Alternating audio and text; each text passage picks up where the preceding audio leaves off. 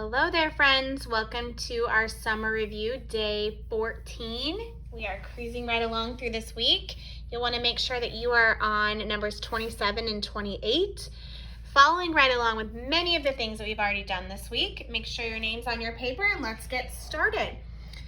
We have, if a singular noun, remember I said singular meaning one and then one noun. So a noun is a person, place, or thing, but if it's singular, there's only one of them, such as the word dress, okay? If it ends in the SS, CH, SH, or X, we're going to add either an S or an ES, okay? So we're gonna add an ES if it ends in SS, CH, SH, or X. So let's write SS, CH, SH, or X equals the ES ending to make our noun plural. Anything else is going to get an S, okay? So let's take a look. We have dresses. This ends in an SS, so we're going to add ES. Box. It ends in that X, so we're going to add an ES. Horse. That ends in an E, so horses is just going to get an S. Rainbow.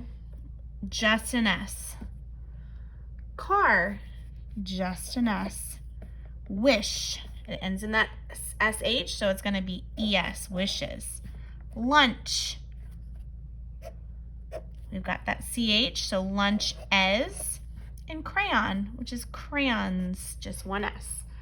If you need some time to pause, go ahead and pause to get caught up. Make sure you're not just copying. If you fully don't understand, go ahead and rewind and listen to those directions again. Okay, these letter combinations here, some of these blends, if the word ends in those, you're going to add the ES. Otherwise, you're just going to add an S, like rainbow and horse. Okay, this one right here says, sentences have a subject, and we talked about that. They have a subject with a noun and a predicate with a verb. It says, circle the subject and box the verb. So, will you wear your Nike shoes? So, who or what is the sentence about? Will you? So this is the subject. And then what do we want them to do? Or what are we asking? Wear your Nike shoes. Now, you is the noun, right? And wear here is the verb. Now, we have nouns inside the predicate, okay? But the way that we break this sentence apart is that we break it up into the subject and what the subject's doing. Okay, we'll talk a lot more about that as we look at sentence structures in our reading and our writing. Okay, this one over here says, read the sentence, choose the word with the strongest meaning. And I love this activity because it helps us understand that when we're writing as authors, as writers, we want to be using the words that give us the most vivid detail to our audience or our reader. Okay, so we're going to find the strongest word. It says, we had to blank to hear each other over the fireworks. We had to yell or we had to shout. Shout to me just feels more vivid. It's a stronger word. You can yell, but if you're really yelling, if you're shouting, you're really getting over someone else. The elephant looked blank next to the mouse. Did the elephant look big or huge? Huge is a stronger word choice there. I blank when my dog ran away. I cried or sobbed. I mean, I would sob. Every time Wallace seems to sneak out, he's the Houdini of all dogs. He has a way of tapping the doorknob on our back door and he can get out quite a bit. And there's been many times where my kids and we have sobbed, not cried, but we were so worried about him coming back. My mom was blank when we spilled flour all over the kitchen. My mom was mad, or was she furious? Furious is a stronger word to use in place of mad. Okay, let's come down here. We're looking at blends, 3-letter blends at the beginning of a word. So we have the SCR blend that says skr. We have SPR that says spur. And we have STR that says stir. So we have let's see which one would go here. We have scratch, sprint,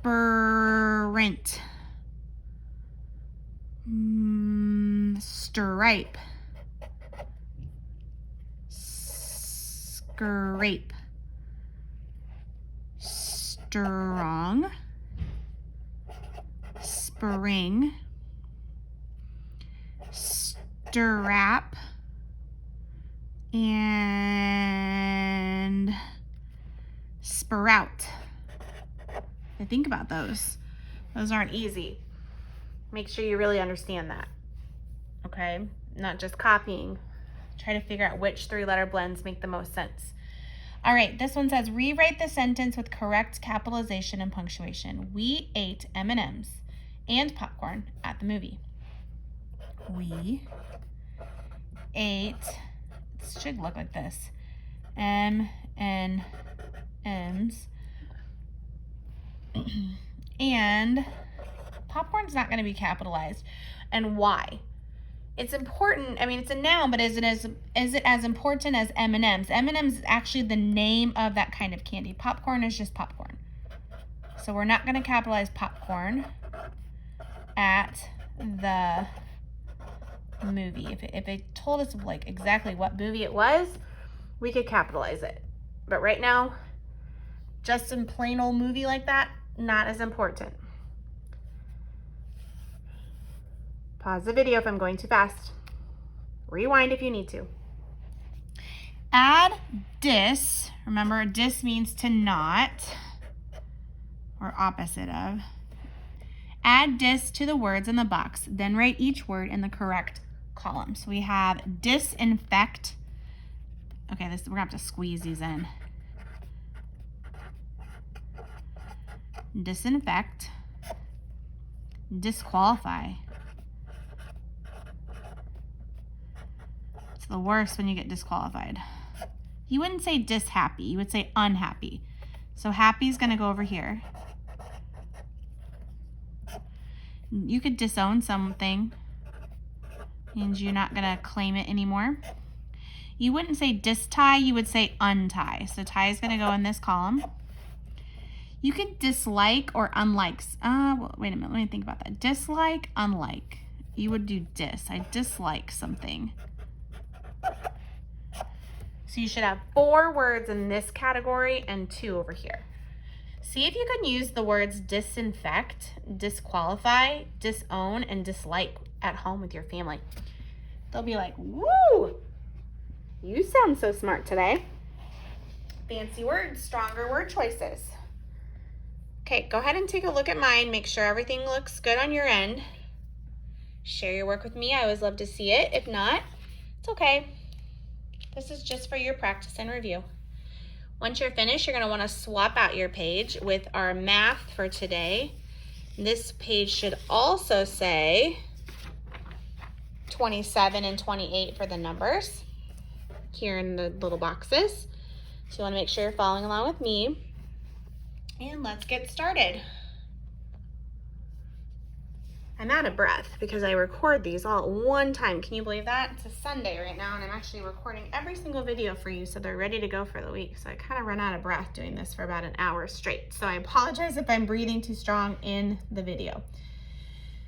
Okay, let me catch my breath. Here we go. Number 1 says, the children picked apples in the orchard.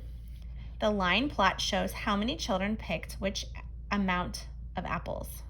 The last line plot we looked at was the mystery animal line plot that was given to us by our first grade friends.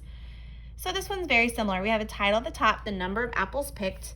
You can see 7. There were 1, 2, 3, 4 people that picked 7 apples, 3 people that picked 8, no one picked 12, and so on. So blank children picked 7. How many children picked 7? 1, 2, 3, 4. Blank children picked more than 10. So here's 10, and we've got to go more than 10. So we're going to have to cut this off here. So we have 11, 12, and 13. So we have 1, 2, 3. Do not be fooled by the question that the graph is asking you. that could have been a tricky question. Some of you probably would have looked at 10, and even though 10 still has 3 and you would have gotten the answer right, you wouldn't have really realized exactly what it was asking you. It's saying more than 10. So 11, 12, or 13. Now, remember, the X's are the children, okay? 3 children picked more than 10. 0 children picked blank apples. 0 children picked 12 apples.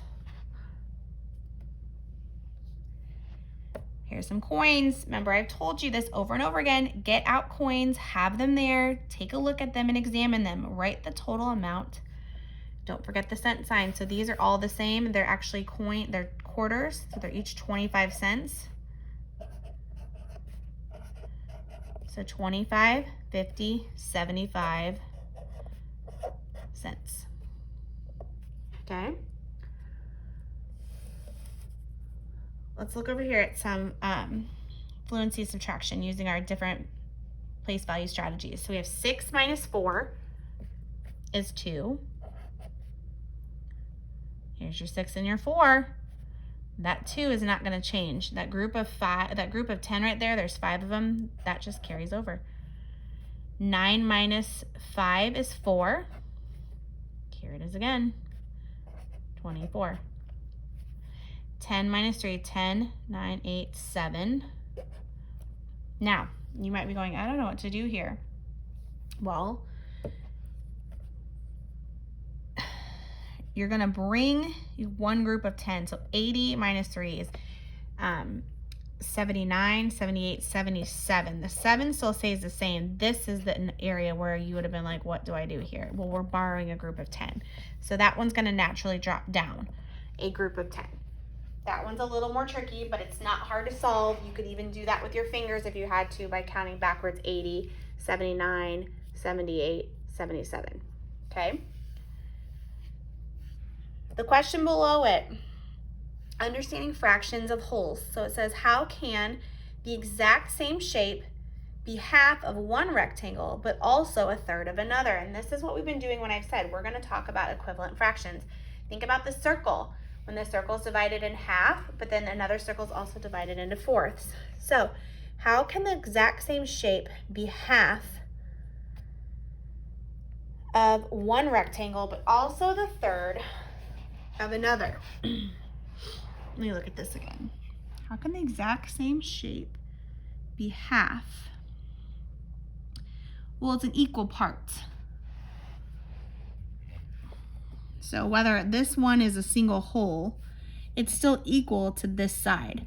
It's because, and then this one is still the same here, no matter if there was 3. It's still an equal part of the whole.